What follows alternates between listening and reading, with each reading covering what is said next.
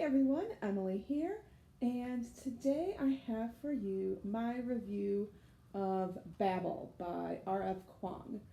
And normally I don't typically do reviews of individual books, but I decided since this has been so anticipated by so many different people, I decided to give an individual review for this book. This is my first ever book by R.F. Kuang that I've read. I have not read The Poppy War. I honestly don't know if I would enjoy The Poppy War. So I haven't read The Poppy War, but I thought I would enjoy this given that the premise is um, it's about our main character whose name is Robin Swift. He comes from Canton, uh, China, and he is rescued from cholera by a man named Robert Lovell, I believe it was his name, and he like his whole family dies from the cholera plague, and so Professor Lovell brings him when he's a young boy to England, and he raises him and he teaches him Greek and Latin and the classics, and then he is able to then go and study at Oxford and under in the Tower of Babel. And in the Tower of Babel, there they work on translating things. Specifically, they work on finding specific match pairs. So a word in one language paired with another word to make silver then have these magical properties. So it can help hold up bridges, it can help make carriages go faster, it can help power light and help the sewage run better. So that is the premise of Babel in the beginning. Is Robin going to Oxford, making friends, and studying and learning more about translation and translation work. Before I go further, I gave this book 3 stars. It was meh. I actually, some days I might say I gave it 2.75, maybe lower. I really enjoyed the beginning of the book. The beginning of the book is very heavy focused on linguistics and how language works and how translation works and the problems that can happen when you translate something from one language to another language, especially when there isn't an exact match of the word excuse me, from one language to another. And so the different problems and the biases that are there when people translate from different works, from a language to another language. And I enjoyed that at first, but around page 340, 350, it became a slog, and around 370, I thought, why am I still reading this? I just didn't really care that much anymore. And I'll get into that shortly. Just did not care. And I kept reading it because I was hoping that it would get better for me. And there were some moments where I was like, oh, like I felt like the tension, but I didn't feel it for very long. Like I felt like I should have felt more tension over certain events that happened, and I didn't feel it for very long. And I thought that the ending was basically inevitable.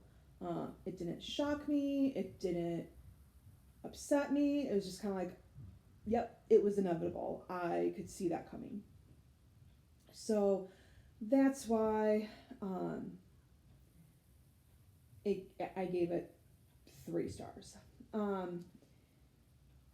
Some things that I did not care for. There are a lot of footnotes in this book. Now, I have old eyes. I'm 45. Readers are now a thing in my life sometimes. And I don't usually bust out the readers, but there were times when I would look down and there's a footnote. I'm like, where the hell is the asterisk to that, like for the reference back into the text for these footnotes? And I would look and look and look, and I could not find it. And there's a group of people in Sarah's Discord from Sarah Reads that were reading Babel, and they also had that same issue with the footnotes, where they would look and look and they couldn't find the asterisk either. So I know I'm not the only one. I know, and it's not like Emily just needs to put on readers to see these things. There was that. In addition, there were times when the footnotes, I was like, okay, like it sounded like that they really could have happened.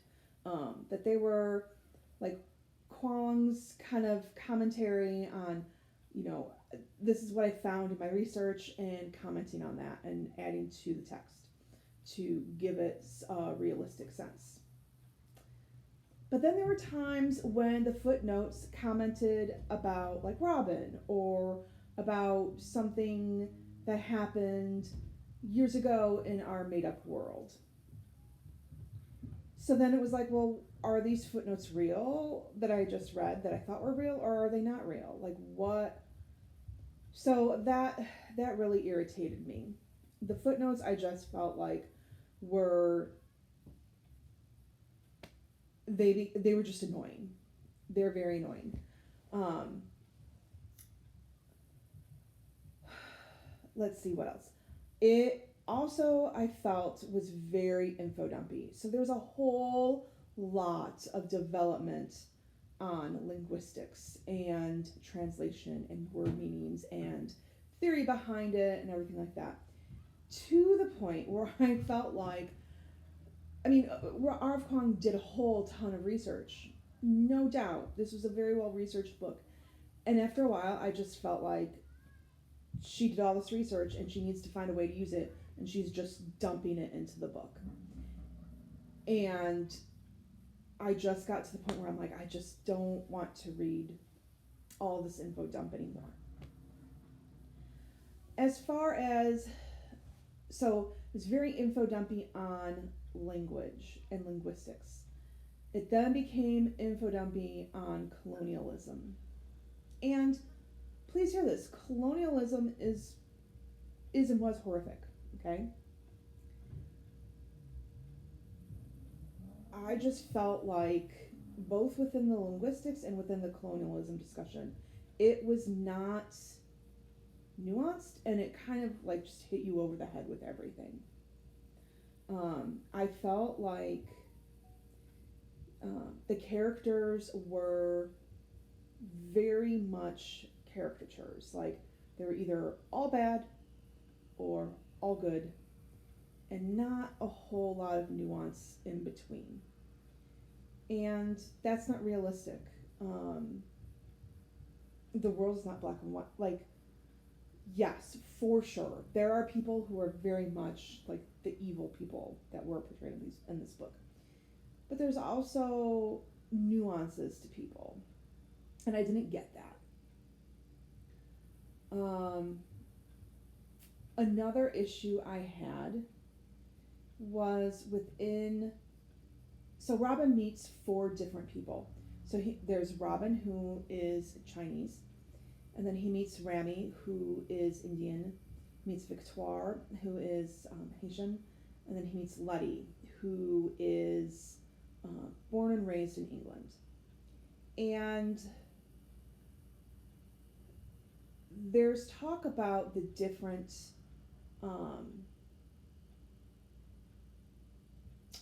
the racism and the sexism that they all face by being in Oxford. And they form a very tight friendship. But I didn't feel tied to the characters. Like I said, around page 370, I was just kind of like, I really didn't care what happened to them. I was just like, okay, like I just wanted the book to be over.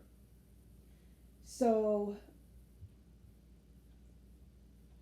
and that was a problem that I had. Like, this was heavy theme development, but I also wanted character development too, and I just felt like they were flat. I also thought there was kind of a discussion, like I felt like towards the end of the book there was discussion on silver and how much England is tied to silver and how much the world needs silver to survive.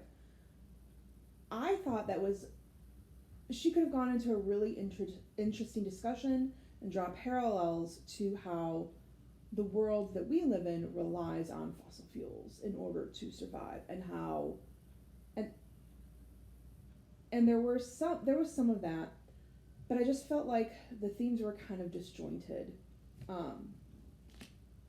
Meaning, like, I felt like the first half was very much linguistics, the middle towards the end was imperialism, and then the kind of final was silver mixed in with imperialism. Now I'm going to get a little bit spoilery, so please hear this out. I'm now going to be spoilery for some things, okay? So I'm going to raise my hand so you can see that now I'm talking spoilery stuff. When I'm done talking spoilery stuff, I'm going to put my hand down. So my hand is up, talking spoilery stuff. Hand down, I am done talking about spoilery stuff. So I'm going to put my hand up. So, within the four friendships between Remy, Victoire, Letty, and Robin, there's very Kuang hints at some romances. So there's a hint that there's a romance between Remy and Letty. There's a mild hint between Remy and Robin at some point. After there were some hints between Robin and Victoire, then there becomes hints between Robin and Remy. But that is never developed. It's just kind of like hint here, there, but nothing ever developed.